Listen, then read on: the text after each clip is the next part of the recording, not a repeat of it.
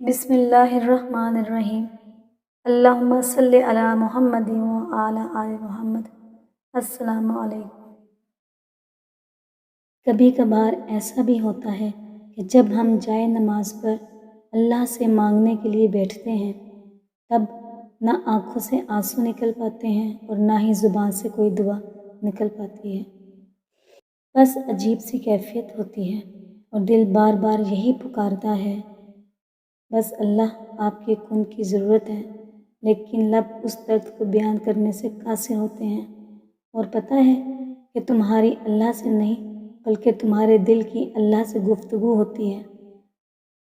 تب اللہ وسیلہ نہیں بناتا بلکہ خود وسیلہ بن جاتا ہے۔ تمہارے یہ خاموشی اللہ کے ہاں بہت شور مچا دیتی ہے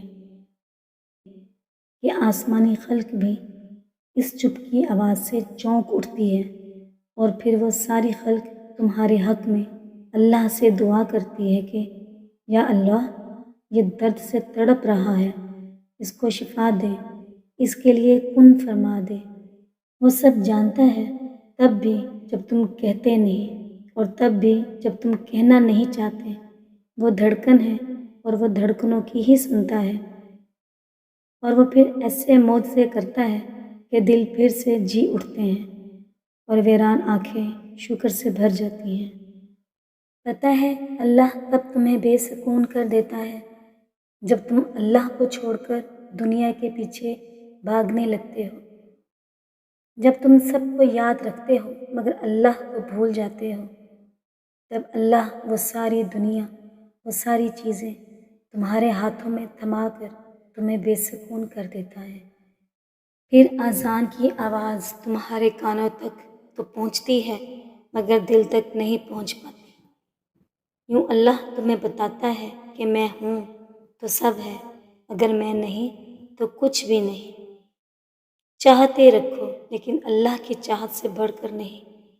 اپنی پسند مانگو لیکن اللہ کو مانگنے سے پہلے نہیں۔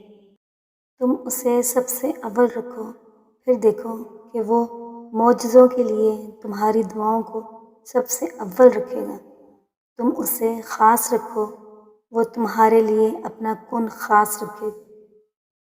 سورہ دوحہ میں اللہ پاک فرماتے ہیں کہ نہ تو تیرے رب نے تجھے چھوڑا ہے اور نہ بیزار ہو گیا ہے، یعنی اللہ ہی تمہارا پہلا سہارا تھا اور اللہ ہی تمہارا آخری سہارا ہے۔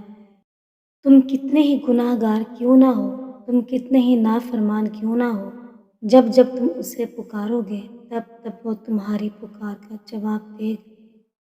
وہ تم سے ناراض نہیں ہے، نہ ہی اس نے تمہیں تنہا چھوڑا ہے، نہ وہ تم سے ناخوش ہے، بلکہ وہ تو تمہارے انتظار میں ہے کہ کب تم اس کی طرف لوٹ آؤ اور وہ تمہیں معاف کر دے۔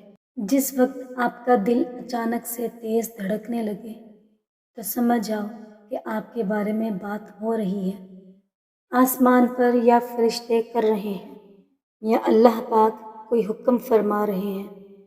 اس وقت بہت زیادہ دعائیں مانگا کریں۔ آپ لوگ سمجھتے ہیں کہ یہ انزائٹی ہے یا ڈپریشن، پر اس کا روحانیت سے بہت بڑا تعلق ہوتا ہے۔ تبھی اچانک سیپریٹلی آپ کا دل دھڑکنا شروع ہو جاتا ہے۔ دعا کے قبول ہونے یا نہ ہونے کا شک دل میں نہیں رکھا کرتے، یہ سوچ کر کہ پتہ نہیں یہ دعا قبول ہوگی بھی یا نہیں، پتہ نہیں یہ چیز ہمیں ملے گی بھی یا نہیں، یا یہ کام ممکن ہو سکے گا بھی یا نہیں۔ یہ سارے خدشات تو تمہاری ذات کے ہیں۔ اللہ کی ذات تو اس سے کہیں زیادہ وسیع ہے۔ وہ تو معجزوں کا بادشاہ ہے۔